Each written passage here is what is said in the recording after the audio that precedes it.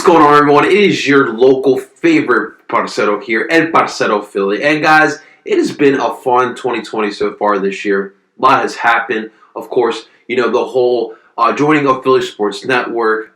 Duke by the River is now a podcast, and of course, we are also the host of Colombian Soccer Podcast. A lot has happened, and yet everything that has been going on, there is still something that needs to be filled within myself. You guys know me. I'm a passionate sports fan that just wants to just mix it with culture and really just want to change the face of sports here in Philadelphia. And it's just a couple things that are filling my void in my life, and that is talking Philly sports and also talking soccer in general. Soccer has become such a big part of my life, and it's not just the Philadelphia Union; it's the sport in general. I'm really taking this challenge of making soccer a big thing, not only here in Philadelphia, but in America in general. So I've been trying to throw back a couple ideas around, trying to figure out what I can do to just, stay busy and, feed this hunger that I have for talking about sports. And I came up with a couple ideas here, guys. And today is going to be the first part of what I have planned here for you folks. What I want to do is I want to give you guys information of the important things that are going on with world soccer and the other four Philly sports here in Philadelphia. I realize that there's big fan bases for both of those markets. There's obviously a huge market for the other four sports of Philadelphia, and for European soccer, guys, you may not know, but there's a humongous community of European soccer fans. Not just that, soccer fans in general. Obviously, we have a big Latino market here in Philadelphia. Of course, they watch a lot of Liga MX, but they do watch other leagues in Latino America. So, what I have in store for you today, this is going to be the first installment of this, and I plan on trying to give you daily videos of this series. But I'm going to try to do at least 5 days a week. Weekends are a little tougher for me, but I will definitely try to do that for you. But this is the first installment of Footy Five. So, the way this works, guys, I have 5 minutes to give you guys all the information you guys need with the passion and the flair that I give you, all under 5 minutes. So it's definitely a challenge for me, but I think for me, it allows me to talk about what I want to talk about, give you guys the information you guys want to know, want to talk about, and this is more so that we can interact. I want that interaction with myself and you guys, the fans of soccer, wherever is your team is, and of course, I'll have something else for Philly sports. But today is the first installment of the Footy Five. So guys, before we get started, of course, I wanted to first thank you so much if you are watching this. I really appreciate it. It means the world to me that you are sitting here and spending your next 5 minutes with me. But guys, I'm continuing trying to grow. And Parcero Philly has really, it really has gone to a place where I did not expect it to go. But we're nowhere near where I envision this brand to get to. And I could use your guys' help to continue my growth here, guys. Help me out by liking this video, subscribing to this channel, hitting the bell button for notifications, as well as sharing this video and this channel to help me grow. All right, guys, let's get to it. So, 5 minutes. I got to tell you everything that went down in the world of soccer. And let's get this started, guys. Let's do it. Let's get this started. Guys, let's start this off where else but Champions League. And there was 2 matches today. Let's start off with Atalanta and Valencia. This was a match going into it that we figured both these teams would be evenly matched. Both are second-tier teams in their respective countries. And, of course, Atalanta, the cardiac boys from Bergamo, had an unlikely road to this round of 16 after starting it in the first 3 matches had 0 points, then wound up finishing second in the group to make it to the round of 16. And Valencia took care of business in their own group and a tough group of theirs as well. And in this match, Atalanta were clicking on all cylinders. Everything was working correctly for Atalanta. They had 2 goals from their Dutchman, Hans Hattenbauer. We had a nice screaming goal from Illich, who's having a fantastic season right now. And to finish things off, we had a nice Remo Freuler. And it was just a really refreshing result for Atalanta. Although this is Atalanta's first ever Champions League, the first time they're ever in the round of 16, these players did not care. They stepped up big. They really even made the San Siro a home pitch advantage, you can say the least. Obviously, we all want to see them in the Stadio Atleti, but the San Siro really, the fans have embraced it, and it's working out really well for Atalanta. A huge win here, 4-1 here, and really, Valencia had no shot of winning this match whatsoever. The next matchup for both these teams will be on March 10th. But bravo, Atalanta, bravo. And the second Champions League game, of course, we had Tottenham facing off against RB Leipzig. Tottenham would host RB Leipzig, and this would be a surprising result here, as RB Leipzig went into Tottenham Hotspur's stadium and walked away with not just 1 point, but all 3 points, walking out with the win. It was a PK goal by Timo Werner. He is playing absolutely fantastic for RB Leipzig, and we have to really give Julian Nagelsmann the credit where it's due. This is a guy who is coming from Hoffenheim. He took Hoffenheim to Champions League. He really left Hoffenheim in a great situation. And now he's doing the same thing with RB Leipzig. They are knocking on the door of winning Bundesliga. And in this game, they were not scared. They walked into Tottenham Hotspur Stadium, and they were honestly, they were the best of the two, even though this match was tighter than most thought. Now, what everyone wants to talk about after this match was the 4-minute rant that Jose Mourinho went on. We all know that Jose Mourinho loves his rants, and he went on. One of the reporters was coming at his team, referring to the last 20 minutes and asking Joseph if that was the real Spurs team. Jose being Jose, he did not really care too much of that question from the reporter, and he went on, and this is a real classic Jose response. He went on to saying that it's tough to compete with a team like RB Leipzig when you are thin. Now, obviously, we know Tottenham have gone through their fair share of injuries, but listen, at the end of the day, we always hear this from the Prem heads. We always hear how the Premier League is a superior league, that no matter what, that they are better teams. Your starting 11, in my honest opinion, was still better than RB Leipzig's, okay? And I know that you're thin, but if you're thin behind your lineup, but if you are a Premier League team, you should be taking care of business against a Bundesliga team. Am I correct? I'm not going to discredit RB Leipzig. Although I hate Red Bull anything, these guys are truly proven that they belong here in Champions League. And this is their first ever knockout round appearance for RB Leipzig. Next, these two will also face off on March 10th again.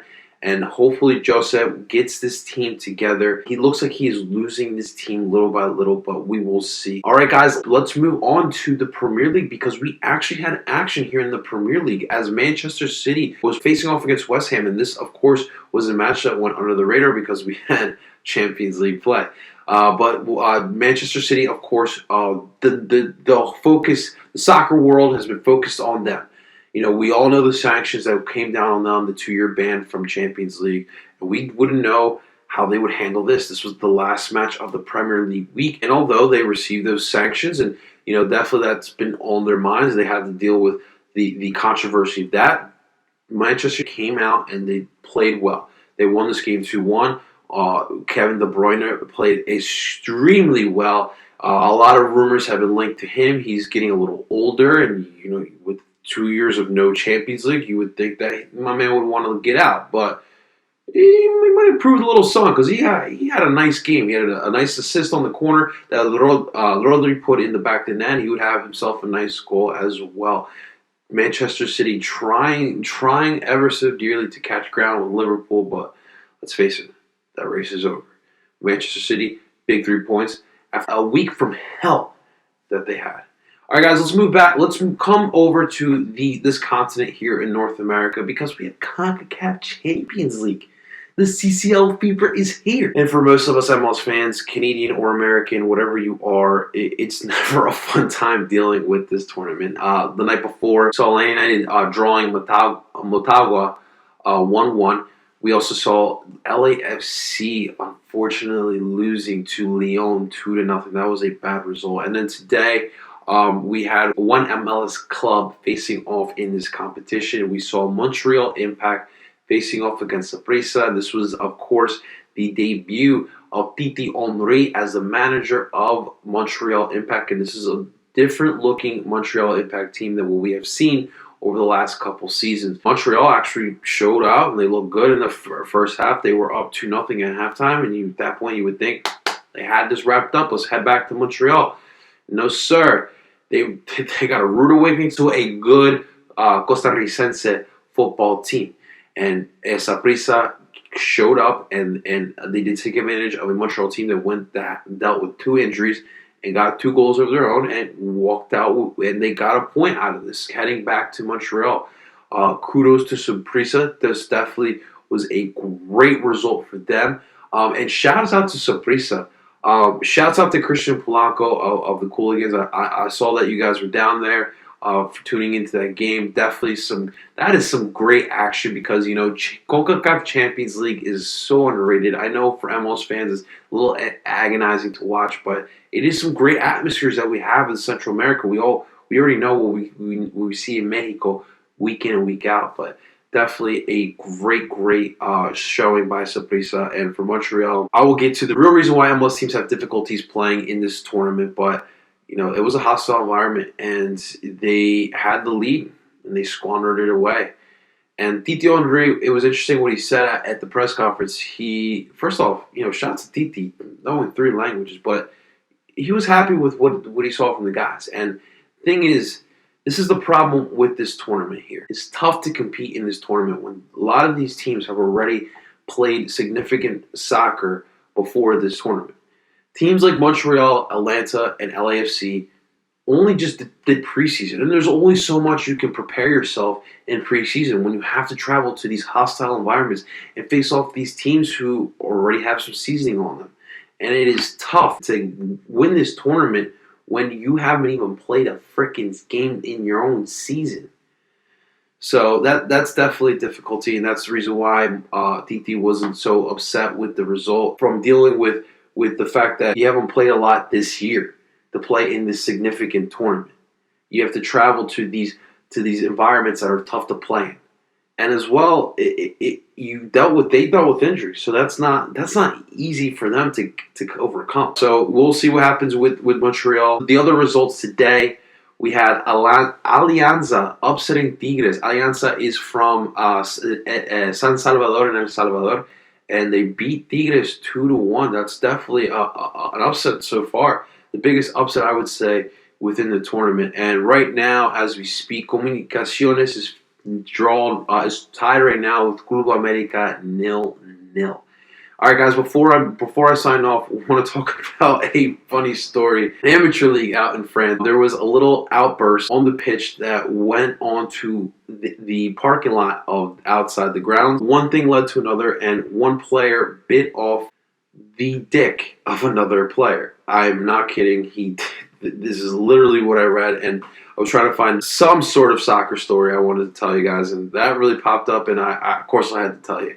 Apparently both these guys are under discipline. The guy who did the biting is banned 5 years from any French football. The guy who actually got bit, it seems like he has to deal with some sort of discipline, and not just that. To top it all off, he's getting 12 stitches.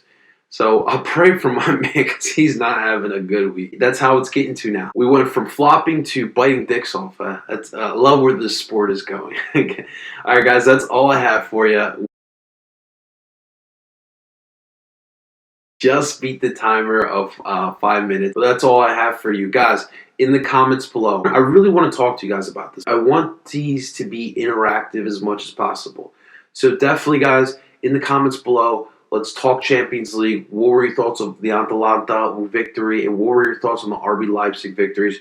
2 monumental victories for young clubs in European competition. Thoughts on Manchester City? You want to talk about the sanctions? You want to talk about the form? Who's leaving? Who's staying with Manchester City? In the comments below, let's talk about that. You want to talk about CONCACAF Champions League? Let's talk about that as well. What are your thoughts? Do you think an MLS club can actually win this competition within the next 5 years? Let's talk about that in the comments below. And you want to talk about dicks getting bit off? I'm open to it. Let's talk about it in the comments below.